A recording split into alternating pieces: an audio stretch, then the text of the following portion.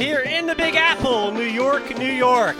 The Empire making their debut at the stadium at Memorial Field in Mount Vernon, New York, again just north of the city, where the stakes could not be higher.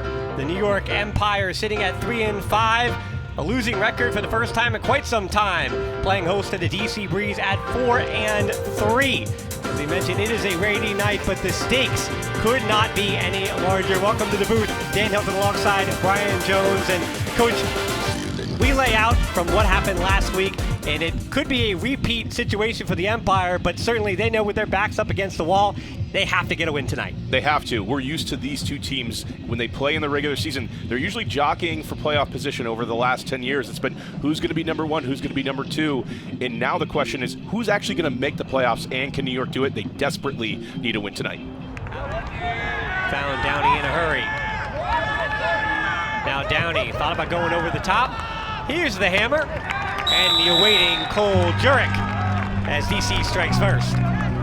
Brown going to have to deal with the mark of Jasper Tom. Up ahead to Ben Yacht and Jack Williams, Matt Labar. And this one goes deep early. Jack Williams on his horse and in the end zone.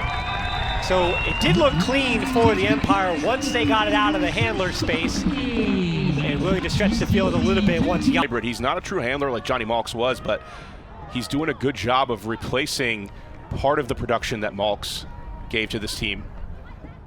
And whatever the defensive transition assignments may have been for the Empire, they are in vain because DC just runs it. It's the UMass product, Ethan Lehman, who comes on, hammer over the top into Jack Williams. So and Mercemeyer Bailey, he's the open man. Now Bloodgood catching up. And Randolph, nice little fake there. And Mercemeyer Bailey and Bloodgood having a little conversation, and Williams in the backfield. You can see an intention here to be dynamic. I think anytime Jasper Tom ends up at any matchup, they're taking him deep. And that is a beauty by Calvin Brown in for Cowan. That's huge. That's exactly what we've been looking for from Calvin Brown. He's got incredible throws, and everybody knows it across the nation. You don't need an introduction to him. He's done it in college. He's going to do it. DC's gotten a free 20 yards out of that. Looking deep. It's Alston, who read it a bit better than Tyler Monroe did. Monroe also would have had to come back to the disc, so on this break chance that don't look now, Brian, but it can bring them back within one. What a move from Jack against Dean. Now on the end line, Jack working with Brown in a tight spot, and Labar finishes it. So again, a best case scenario in, but now they're only around 25 yards out.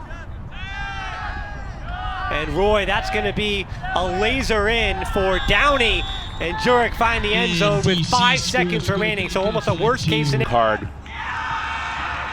And there's Sam Jonas, a hand block on this end. And so the Empire, Antoine Davis now in the backfield. Sam Jonas usually can quarterback the D-line. Got a lot of throwers out there. Alati, Axel Agami Contreras, and there's the break to start the third quarter. These little bumps and kept it consistent throughout from what we've seen, and that's really what you need to know as a player. Beautiful drone footage here in Mount Vernon at the stadium at Memorial Field. Miscommunication on the switch there allows Tyler Monroe to get free into the end zone, but that New York offense, or I should say defense, made him work. And there again is Jasper Tom against Mercemeyer Bailey, forcing a high stall count. Williams needing Randolph to bail him out on the layout. And then JR into the end zone. Conservation of greatness does not apply to John Randolph. He's got a pretty cool head when he pops up. Just adding the little bits to his game over the years. He's had that scuba, but to throw it with that confidence to Labar, leading him to space instantly. There's no hesitation with that.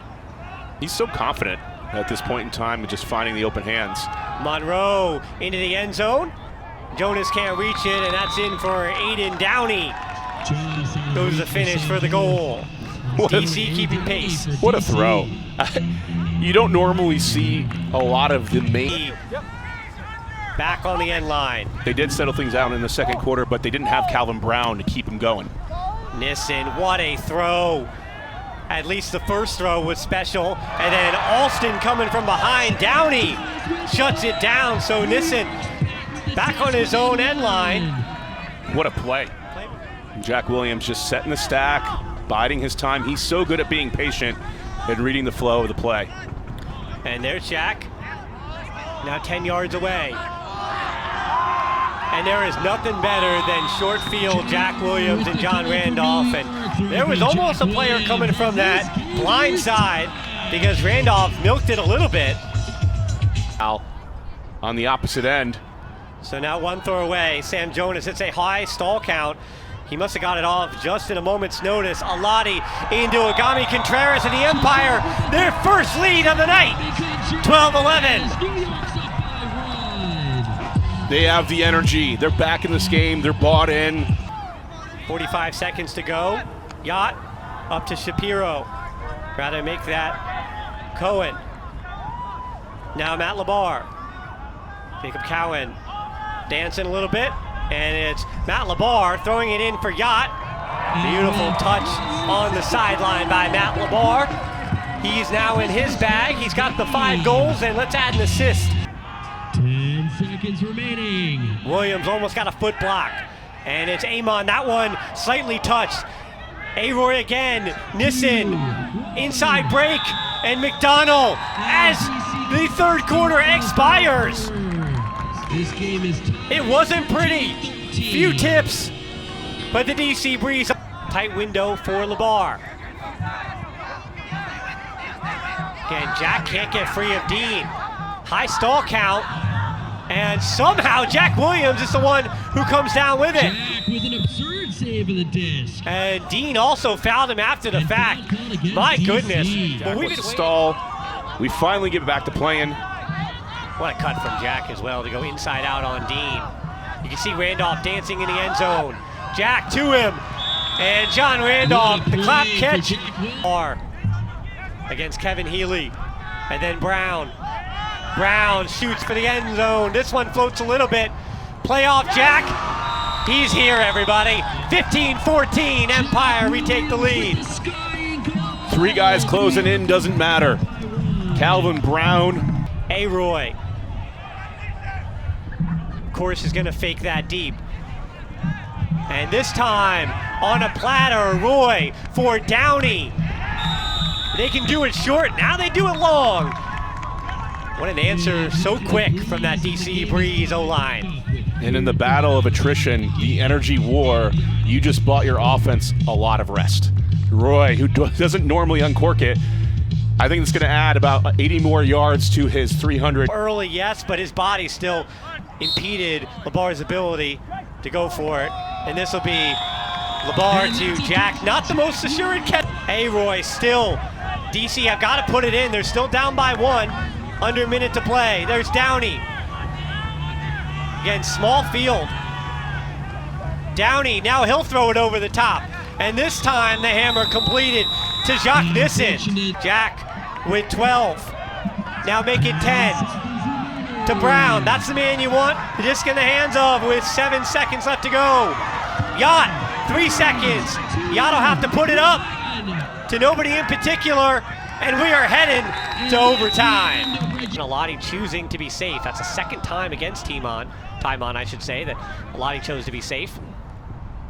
Into the hands of the youngster. But an easy, wide open throw. And here's Sam Jonas. Instead, it's the youngster against him. What a big goal there from Virginia Tech's own Colby Lavernes. Off the sideline, Nissen, 3:16, now in motion. Rowan McDonald. He's had every throw in the book.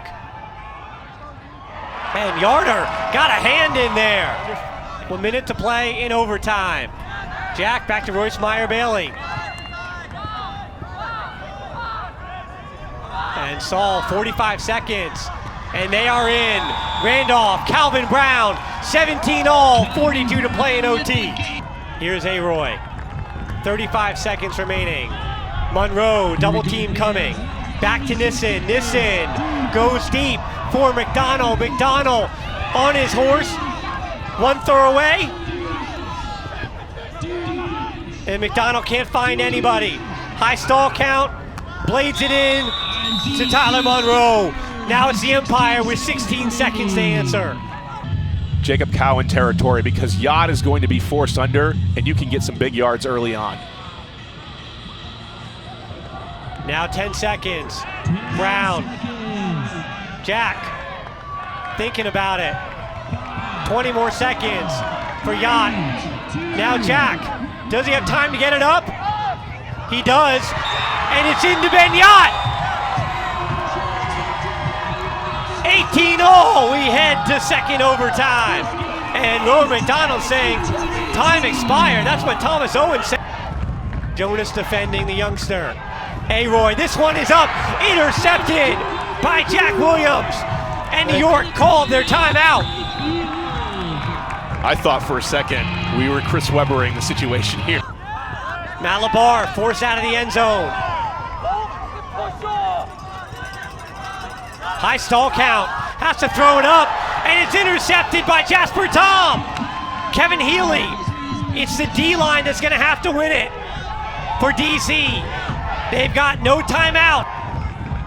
No time to worry about. Downey fakes it deep.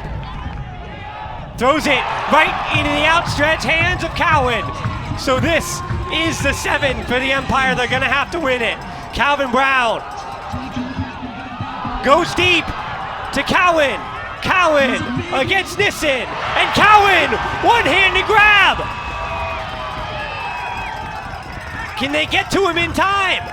Randolph throws it low, but caught!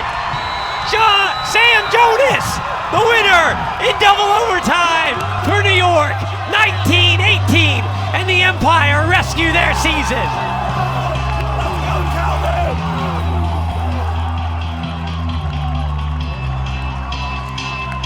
I've been a part of some wacky games. We've watched all of the buzzer beaters. I thought we've seen every single permutation of DC versus New York, and this somehow, I think, tops all of them. I think so, Brian. Again, we say the names of the past. We say Darryl Stanley and Brian Jones, and look at all of these replays here. But somehow, we've got to find a few things to talk about with the main man, the number 34, the assist getter. But John, this wasn't just that final throw into the end zone. Where do we begin?